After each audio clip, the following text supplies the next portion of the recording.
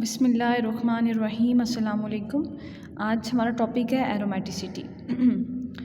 Aromaticity actually property होती है compounds की। अब जितने भी हमने हाइड्रोकार्बन्स पढ़ने हैं, अब हाइड्रोकार्बन में से कुछ एलिफेटिक होते हैं, कुछ एरोमेटिक होते हैं।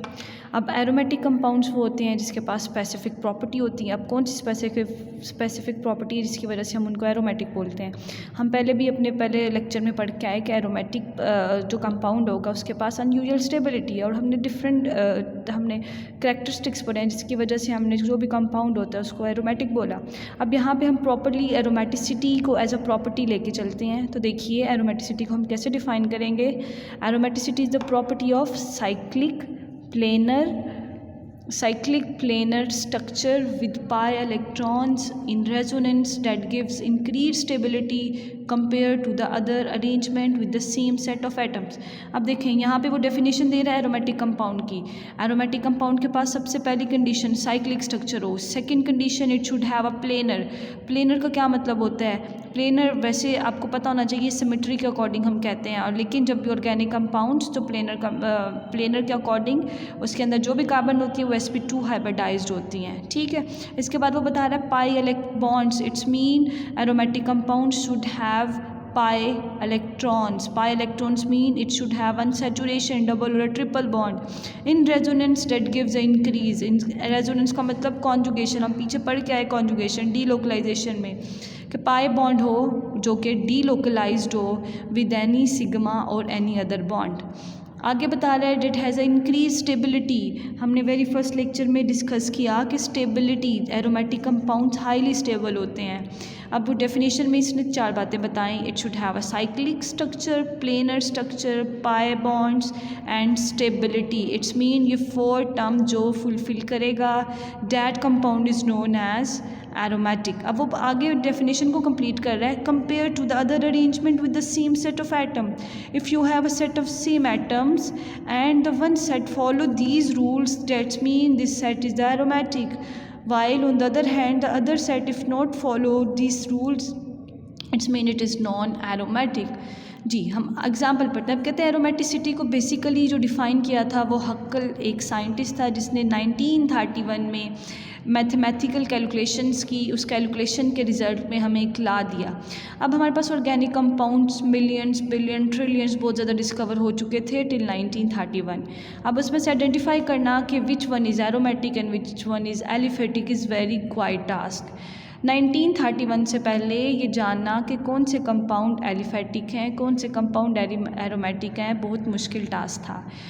1931 में अर्नस्ट हक्कल एक हक्कल साइंटिस्ट थे जिसने रिसर्च की, उस क्वांटम नंबर पर स्टडी करना शुरू किया। क्वांटम नंबर के अकॉर्डिंग हमें बताया कि एरोमेटिक कंपाउंड वो होंगे जिनके पास स्पेशल करेक्टरिस्टिक्स हैं। तो हक्कल ने जो भी क्वांटम कैलकुलेशन की थी उस क्वांटम कैलकुलेशन की बेसिस पे हमें एक लॉ दिया। उस लॉ में डिफरेंट हमारे पास रूल्स थे, यानी सिचुएशन थी, कुछ कंडीशंस थी।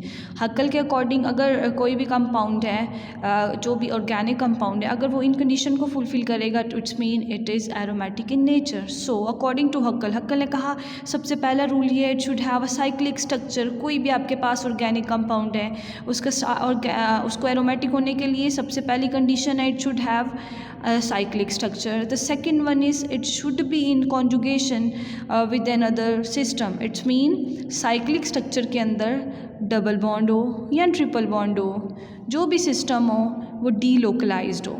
ठीक है, याद रखिएगा यहाँ पे कॉन्जुगेशन का क्या मतलब है। Conjugation means delocalisation. Delocalisation means any system which is not localised. It's mean if I am talking about the pi electron it should be delocalized with another sigma electrons। ठीक है, तो according to Huckel the second condition for aromaticity is that the aromatic compound should has conjugation यानी delocalization।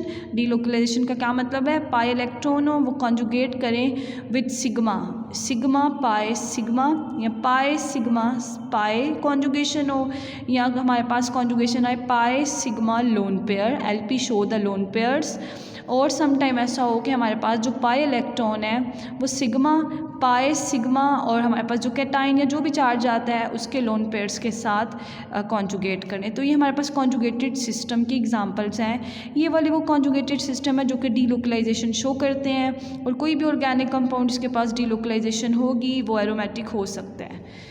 Third structure है, third जो हमारा characteristics है according to Huckel, aromatic को planar symmetry show करनी चाहिए। Planar means 2D structure.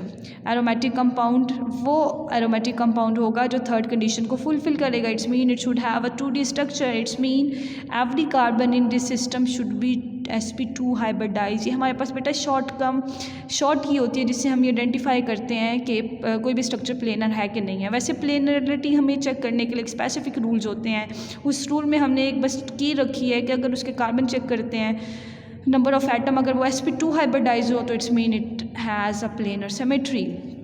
The fourth rule according to Huckel, that is the actually basement for the Huckel law. Huckel ने basically electron system पे work किया था। उसने electron system यानी quantum number जो उसके पाई मॉलिक्यूलर ऑर्बिटल क्वांटम नंबर थे उस पर डिस्कस किया था। तो 4 point is actually the main point of हक्कल rule. It should be in a start point. इसे मैंने स्टार्ट कर दिया ये इसलिए कि क्योंकि ये हक्कल का मेन पॉइंट था। हक्कल क्या कहते हैं, हक्कल के अकॉर्डिंग जो भी हमारे पास प्लेन एरोमेटिक कंपाउंड होगा अगर वो हक्कल पाई इलेक्ट्रॉन शो करेगा तो it's mean it has aromaticity. हमारे पास हक्कल क्या कहते हैं, हक्कल कहते हैं उसके पास पाई इलेक्ट्रॉन्स हों कि आप उनको काउंट करेंगे। अगर वो 4n+2 को फॉलो कर रहे हैं तो it's mean it is aromatic in nature, यानी एरोमेटिक वो कंपाउंड होगा जिसके पास पाई इलेक्ट्रॉन्स का नंबर हक्कल नंबर के अकॉर्डिंग आएगा। हक्कल नंबर क्या है 4n+2। n का क्या मतलब, n कोई भी इंटीजर्स हो सकता है, आप 0 ले लें, 1 ले लें, 2 ले लें, 3 ले लें, कुछ भी पुट करें। इसको अगर मैं 0 लेती हूँ, suppose if I am taking n as a 0 यहाँ पे पुट करो 4 0 + 2 इट्स मीन इट शुड 4 ये 0 हो जाएगा तो 2 इलेक्ट्रॉन मिनिमम हमारे पास एरोमेटिक्स वो कंपाउंड होगा जिसके पास 2 पाई इलेक्ट्रॉन होंगे, मिनिमम 2। अब अगर 1 ले, n को मैं 1 लेती हूँ तो यहाँ पे 1 को 4 से मल्टीप्लाई करें, 4 1 ज़ा 1 4 1 ज़ा 4 + 2 6। इट्स मीन जब n 1 होगा तो आपके पास पाई इलेक्ट्रॉन 6 आएंगे। अब n 3 हो तो क्या आएगा 4 2 ज़ा 8 + 2 10। तो देखिए 4 3 आएगा तो आपके पास इलेक्ट्रॉन आएंगे 14। इसी तरह 4 4 होगा तो आप आगे चलते जाएं तो ये 4 4 के डिफरेंट से आते जा रहे हैं, यानी आपके पास जो नंबर ऑफ़ पाई इलेक्ट्रॉन्स है एरोमेटिक कंपाउंड में उसकी जो नंबर है वो अकॉर्डिंग टू हक्कल आना चाहिए, डैट इज़ 4n+2। अब देखें आपके पास कोई भी सिस्टम है, सिंपल सी आपने क्या करना है उसकी कैलकुलेशन करनी है। उसमें पाई इलेक्ट्रॉन देखने कितने हैं आपने कलेक्ट कर लिए।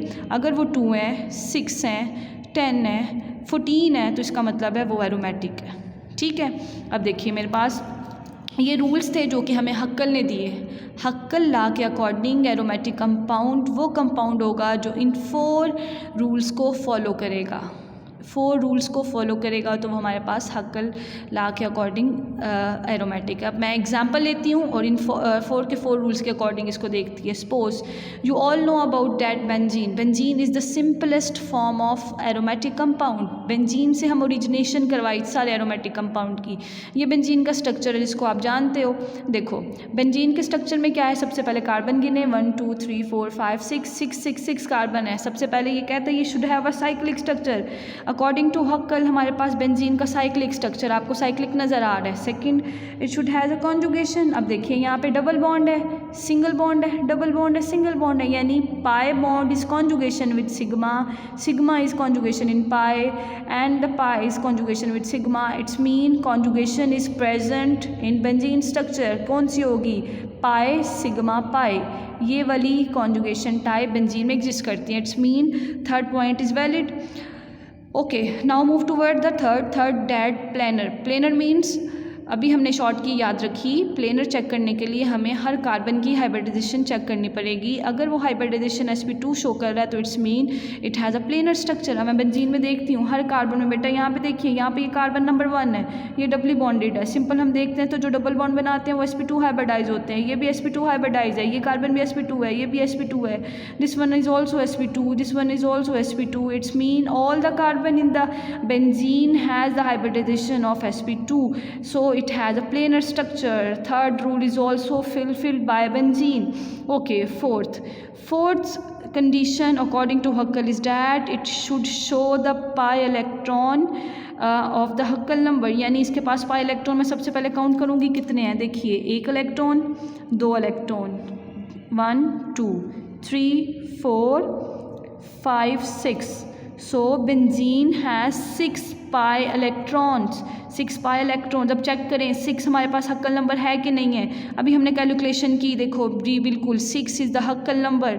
6 हक्कल नंबर कब आता है? जब n को हम 1 लेते हैं. तो हमारे पास इसको सॉल्व करें इस फार्मूला को, तो हमारे पास 6 आता है. इसका मतलब है 6 इज़ द हक्कल नंबर, और ये हक्कल नंबर के पाई इलेक्ट्रॉन शो कर रहे हैं, इसलिए this is the aromatic. So we can say that benzene is the aromatic compound.